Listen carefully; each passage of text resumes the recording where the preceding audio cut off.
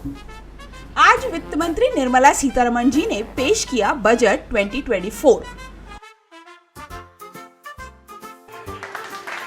और इसमें एक दिलचस्प बात सामने आई।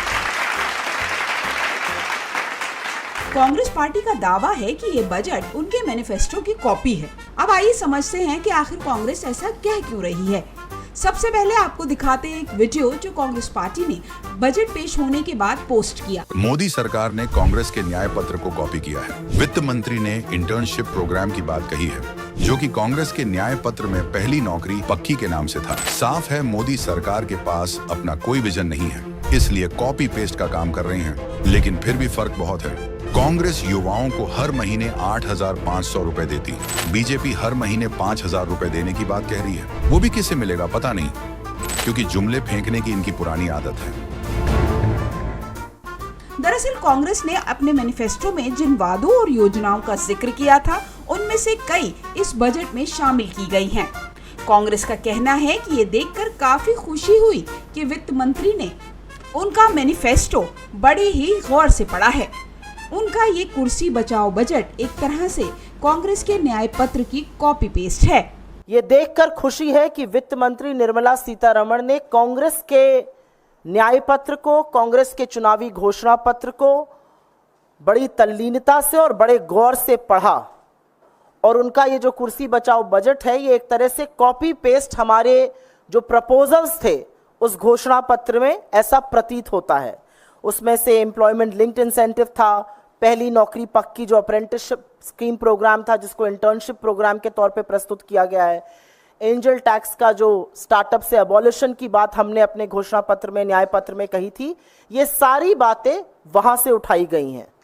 हमारी आशा और विश्वास है कि आने वाले दिनों में वो हमारे घोषणा पत्र की और भी अच्छी चीजों को उठाएंगी और इस देश को उसका लाभ पहुंचेगा। कांग्रेस ने तो यहाँ तक कह दिया कि इस बजट में सिर्फ कुर्सी बचाने के लिए कुछ लोगों को खुश किया गया है और मोदी सरकार ने युवाओं के लिए कांग्रेस की योजना कॉपी पेस्ट की और उसका नाम बदल दिया। सारा देश महंगाई से जूझ रहा है, लेकिन बजट में महंगाई के खिलाफ एक बात नहीं कही गई।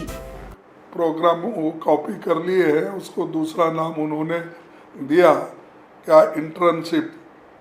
तो हम ये तो उससे ज़्यादा पैसा देकर वो स्कीम को बनाना चाहते थे। तो हमारा एक कट एंड पेस्ट बोलते ना, तो वो उन्होंने किया है।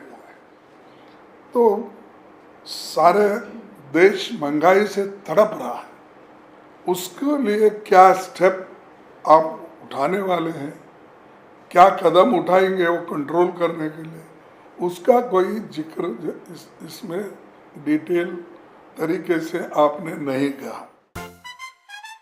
बजट 2024 पेश करने के बाद निर्मला जी को ट्विटर पर भी खूब ट्रोल किया गया, खासकर मिडिल क्लास और स्टॉक मार्केट को लेकर। चलिए आपको कुछ दिलचस्प ट्वीट दिखाते हैं। एक ट्विटर यूजर ने लिखा, निर्मला जी का बजट देखकर लगता है कि मिडिल क्लास को इस साल भी निराशा ही हाथ लगेगी। सही कहा भाई साहब, मिडिल क्लास की तो यही किस्मत है।